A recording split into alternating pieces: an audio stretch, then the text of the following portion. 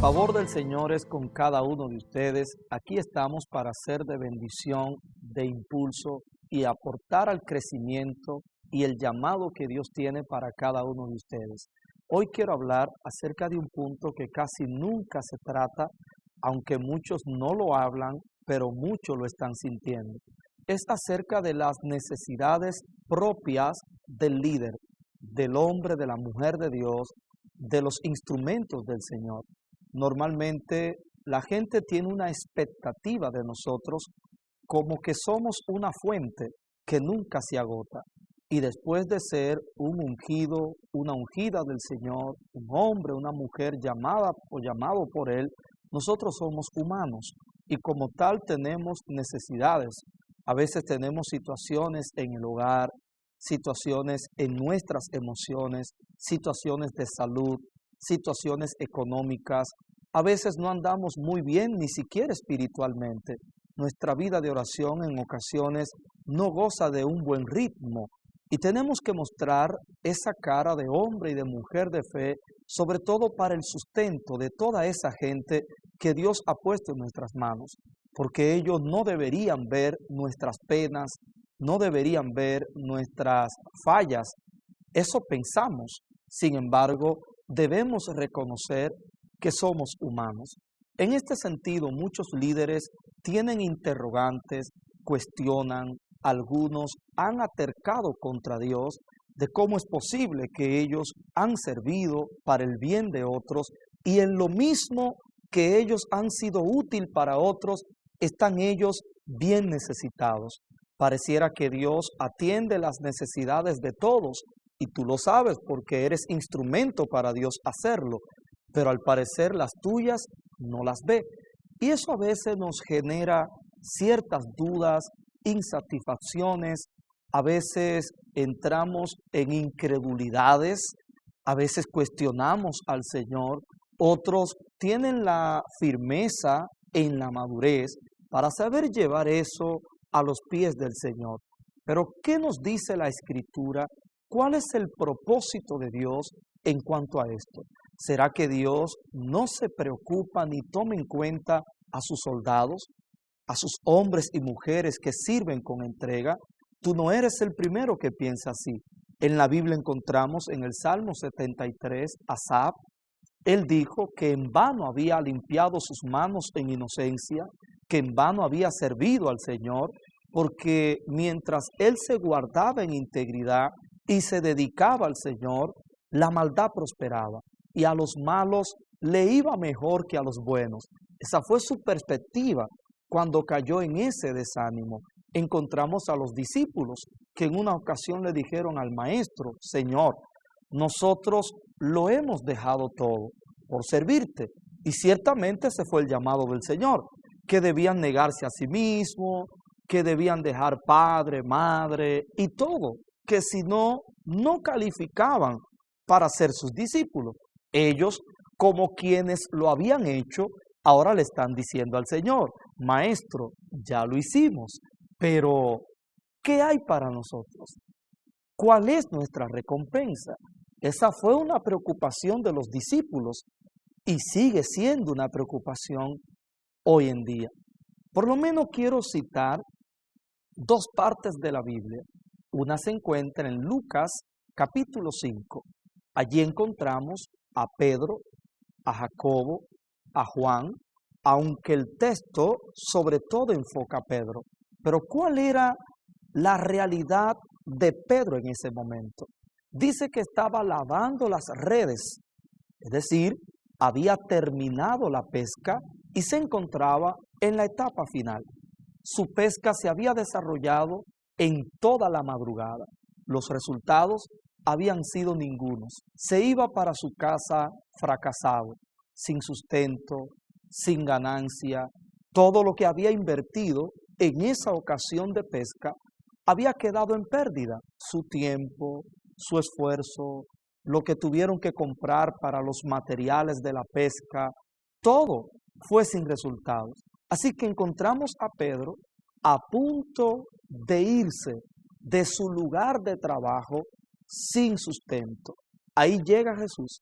Jesús se encuentra en otro trabajo, en un trabajo con valor eterno, en el trabajo del reino, predicando las buenas noticias, manifestando el reino a través de sus enseñanzas. Cuando Jesús se encuentra rodeado de una gran multitud, le surge una necesidad. Escuche bien, la necesidad que tenía Pedro era de valor temporal, material, económico. Era un tema de sustento, de economía. Pero en Jesús hay una necesidad. La necesidad que expresa el reino aquí es una necesidad de un instrumento. Cuando Jesús mira su entorno, encuentra el instrumento exactamente en ese hombre que no había tenido resultados, que tiene una gran necesidad. Pero quiero que abras bien tus ojos. Aquí hay dos necesidades. La que tiene Pedro, que abarcaba su vida, la de su familia, la de sus empleados, y la necesidad del reino, que no afectaba a Dios, pero respondía a la condición de la multitud que tenía al frente. Entonces Jesús ve en una barca que está necesitada un instrumento para satisfacer la necesidad del mundo. Así que toma la barca prestada, predica desde ella, sacia el hambre que tenía esa multitud por el pan de vida, y cuando termina, entonces atiende la necesidad de Pedro y le dice: boga mar adentro para pescar. Y el resultado que tuvo Pedro fue sobreabundante. Lo que quiero que usted aprenda hoy es el orden. Dios primero atendió la necesidad de su propósito, de su reino, e involucró a un hombre necesitado para darle respuesta a una multitud. Es la dinámica en la que el reino de Dios funciona. Y a veces tú te preguntas, ¿pero por qué? Yo tengo necesidades y a mí Dios me está usando para atender las necesidades de otros. Y a veces uno se pregunta, pero yo que me siento necesitado de la presencia de Dios, Dios me está usando y en ese momento son sus mayores manifestaciones. Pues ya te das cuenta, Dios suele usar gente necesitada para atender la necesidad de otros, pero no quiere decir que Dios no está pendiente de tus necesidades. Él sabe lo que tú necesitas y en su momento va a suplir de manera sobreabundante. Así como lo hizo en Pedro, lo hará contigo. Pero hay algo que tienes también que saber, y es cómo funciona el propósito de Dios. Y quiero citar aquí Juan capítulo 11, porque aquí encontramos a una familia que había servido al Señor, que había hecho algo por Él. Cuando leemos dice que estaba enfermo uno llamado Lázaro, de Betania, la aldea de María, y Marta su hermana. María, cuyo hermano Lázaro estaba enfermo, fue la que ungió al Señor con perfume y le enjugó los pies con sus cabellos. Si nos damos cuenta, este evento que señala aquí ocurrió después, pero no niega el hecho de que esta mujer había hecho algo por el maestro y siempre mantuvo esa disposición aún después. En este sentido, de quienes estamos hablando eran de personas que servían al Señor, pero ahora leemos una necesidad urgente que ellos tenían. Digo urgente porque pertenece a un plano donde los mayores niveles de preocupación se activan en el ser humano, la salud, y más cuando hay un punto de gravedad donde se pronostica la muerte. Dice que su hermano Lázaro estaba muerto. Y cuando ellas mandan a buscar a Jesús, eso nos dice algo. Es que ellas tenían fe en Jesús, tenían esperanza en Él, entendían que Él tenía poder para sanarle. Y eso es bueno, eso es positivo. Pero cuando mandan el recado a donde Jesús se encuentra, le añaden: tu amigo Lázaro, el que tú amas, está enfermo. No solamente le dicen la condición de Lázaro, sino también lo que él representaba para Jesús, tu amigo, el que tú amas. Están señalando un sentimiento que había entre Jesús y Lázaro. Y luego el texto sagrado lo confirma. Dice que Jesús amaba a Lázaro. En este sentido, ellas estaban apelando a los sentimientos de Jesús. Pero él les envía un mensaje. Díganle a ellas que esa enfermedad, esa situación que les preocupa, esa necesidad no es para muerte, no es para lo que esa situación pronostica, sino para la gloria de Dios, para que su Hijo sea glorificado por medio de ella. Vamos a detenernos aquí. La situación era que Lázaro estaba enfermo. Esa era una necesidad para esa familia, María, Marta y Lázaro.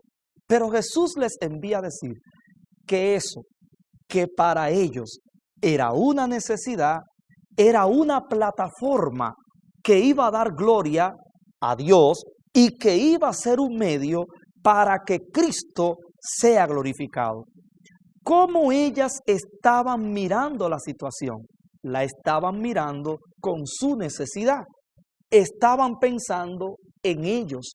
No estaban pensando en el propósito de Dios, solo en el propósito de ellos. Y usted tiene que saber que esto no se trata de usted, aunque usted es beneficiario. Esto se trata de Él. Es para gloria de Él.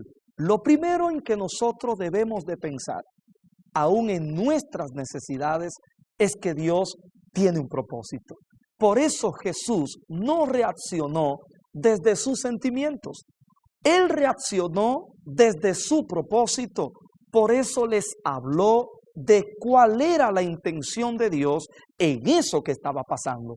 Él no miró la urgencia en la necesidad desde el punto de vista de ellas. Él miró la perspectiva del propósito y habló de un programa. Por eso le dijo a sus discípulos, cuando habían pasado 2 días, le dijo, vamos allá. Y cuando llegó en el camino, se añadió otro día, en total 4 días. ¿A qué se refiere la Escritura con esto? A una agenda, a un programa. Esto es propósito. Él no se movió en los sentimientos de ellas. Él se movió en el propósito del Padre. ¿Cómo concluye todo? Jesús elevando a Marta y a María al nivel de propósito, porque estaban en un nivel de sentimientos, de emociones, estaban en un plano humano y por eso la duda les había saltado. En un momento hasta cuestionaron, si tú hubieras venido cuando te mandamos a buscar, nuestro hermano no hubiese muerto. En un sentido, porque tampoco vamos a acabar con Marta y María, en un sentido, ellas estaban reconociendo el poder que él tenía para sanarlo, pero por otro lado, pareciera que lo estaban cuestionando, que lo estaban responsabilizando. Si tuviera estado, en otras palabras, nosotras teníamos la razón. Mira aquí el resultado. Por atender la situación y preocuparse al punto de olvidarse de la palabra que el Señor le dio, estaban dudando frente a él. Le estaban diciendo que su hermano estaba muerto. Pero Jesús les dijo, no, él resucitará. Pero miren lo que hace Marta. Marta, como cree en la resurrección de los muertos, otro punto a su favor, le dice, yo sé que él resucitará en la resurrección, en el día postrero, en el futuro. Jesús le dice, lo que pasa es que tú estás enfocada en el evento futuro, no en quien protagoniza el evento, que soy yo, y estoy en tu presente. Yo soy la resurrección y la vida. ¿Tú lo crees?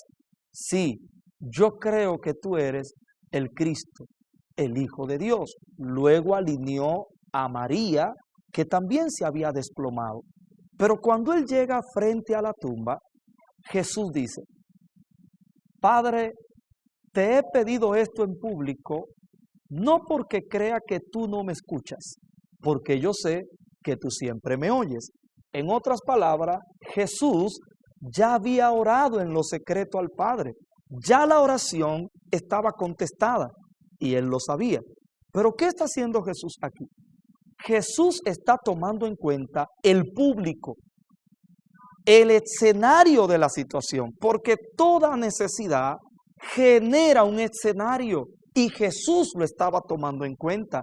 Esa gente que estaba ahí en la tumba habían opinado acerca de la situación. Unos habían dicho: mira cómo lo amaba por cómo estaba llorando. Pero otros estaban diciendo: él no lo amaba. Si lo hubiera amado, hubiera estado aquí cuando ellas le mandaron a buscar y no lo hubiese dejado morir. En otras palabras, él no dio resultados que evidencien que él le amaba. Por tanto, Jesús dice: no lo digo, no oro en público porque dude de que tú me oigas, Padre. Yo sé que tú siempre me oyes. Lo digo por ellos, para que crean que tú me has enviado. Lo que Jesús está enfocando es que Él sería glorificado y traería como resultado la conversión de otros, la fe de otros, el testimonio de ellos. Pero ¿qué le dijo Él a Marta? ¿No te he dicho que si crees verás la gloria de Dios? Esto tiene una combinación. Esto que acaba Jesús de decir se combina con lo que días atrás Él le había mandado a decir. Él les dijo: esa enfermedad no es para muerte, es para gloria de Dios y para que su Hijo, Él mismo, sea glorificado por medio de ella. Lo que Él le mandó fue un mensaje. Ellas lo escucharon. La Biblia dice que la fe viene por el oír la palabra del Señor. Lo que Él estaba haciendo era invitándole a creer el propósito de Dios y la obra que Él haría. Aquí primero hay que oír la palabra para creer. Luego la fe que oímos por la palabra, la hablamos con la boca y luego la confirmamos con los ojos. Por eso Él le está diciendo: no te he dicho que si crees verás. ¿Qué ella iba a ver? El cumplimiento de lo que ya Él le había dicho, que esa enfermedad no era para muerte. Pero el punto es que no era para muerte, pero Lázaro se murió. Si usted lo ve humanamente, usted dice que Jesús habló mentira. Porque para esto hay que tener los sentidos sincronizados en el Espíritu. Jesús habló en un lenguaje de propósito y el lenguaje de propósito solamente se entiende a través de la fe. La fe no se detiene en la realidad que ven tus ojos. La fe cambia las realidades, la cambia a través del poder de Dios, aunque tengamos que atravesar por ellas por un tiempo. ¿Y cuál fue ese tiempo? 4 días. El tiempo de propósito fue el 4º día. El propósito de ellas fue el primer día. Ahí entra el punto entre nuestras necesidades, que nos desesperamos y queremos que Dios lo haga en nuestro tiempo y apelamos a nuestros sentimientos y hacemos oraciones, ayunos almáticos. Señor, yo soy tu siervo, yo soy tu hijo, que te he servido, que no me he negado. Entramos en una depresión como Asaf en el Salmo 73. Mira todo lo que yo he hecho. Si Él lo sabe, no tienes que recordárselo. Y en todo lo que has hecho habrá recompensa. Pero tampoco debes hacer lo que haces para Él, para que Él te dé algo, sino por gratitud. Porque usted recibió, dice la Biblia, un reino inconmovible. Dice: por tanto, tengamos gratitud y mediante ella sirvamos al Señor.